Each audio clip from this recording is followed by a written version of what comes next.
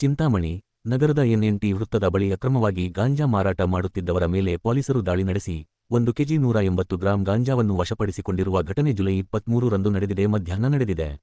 ಖಚಿತ ಮಾಹಿತಿ ಮೇರೆಗೆ ಚಿಂತಾಮಣಿ ನಗರ ಪೊಲೀಸ್ ಠಾಣೆಯ ಪೊಲೀಸರು ಸಿಬ್ಬಂದಿ ಗಸ್ತು ತಿರುಗುತ್ತಿದ್ದ ವೇಳೆ ಈ ಕಾರ್ಯಾಚರಣೆ ನಡೆಸಲಾಗಿದೆ.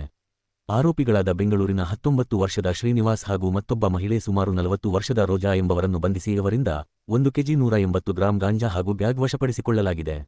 ಜುಲೈ 23ರಂದು ಬೆಳಗ್ಗೆ 8 ಗಂಟೆಗೆ ಠಾಣಾ ವ್ಯಾಪ್ತಿಯಲ್ಲಿ ಕಾನೂನು ಬಾಹಿರ ಚಟುವಟಿಕೆಗಳ ಬಗ್ಗೆ ಮಾಹಿತಿ ಸಂಗ್ರಹಿಸಲು ತೆರಳಿದ್ದ ವೇಳೆ ಗಜಾನನ ವೃತ್ತ, ವೆಂಕಟಗಿರಿ ಕೋಟೆ, ಬಾಗೇಪಲ್ಲಿ ವೃತ್ತಗಳಲ್ಲಿ ಸಂಚರಿಸಿ ಎನ್ಎನ್ಟಿ ವೃತ್ತದ ಕಡೆಗೆ ತೆರಳಲಾಗಿತ್ತು. ಬೆಳಿಗ್ಗೆ 11 ಗಂಟೆ 30 ನಿಮಿಷರ ಸುಮಾರಿಗೆ ಬಾತ್ಮೀದಾರರ ಮೂಲಕ ಬಂದ ಖಚಿತ ಮಾಹಿತಿಯ ಮೇರೆಗೆ ಎನ್ಎನ್ಟಿ ರಸ್ತೆಯಲ್ಲಿ ಮಹಿಳೆಯೊಬ್ಬರು ಹಾಗೂ ಮತ್ತೊಬ್ಬ ವ್ಯಕ್ತಿ ಬ್ಯಾಗ್ನಲ್ಲಿ ಗಾಂಜಾವನ್ನು ಇಟ್ಟುಕೊಂಡು ಗ್ರಾಹಕರಿಗೆ ಮಾರಾಟ ಮಾಡಲು ಯತ್ನಿಸುತ್ತಿರುವುದು ತಿಳಿದುಬಂದಿದೆ.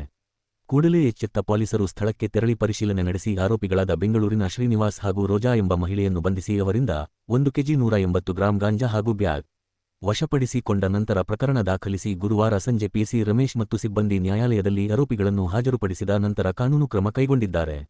ಈ ಸಂಬಂಧ ಚಿಂತಾಮಣಿ ನಗರ ಪೊಲೀಸ್ ಠಾಣೆಯಲ್ಲಿ ಪ್ರಕರಣ ದಾಖಲಾಗಿದ್ದು ತನಿಖೆ ಮುಂದುವರೆದಿದೆ.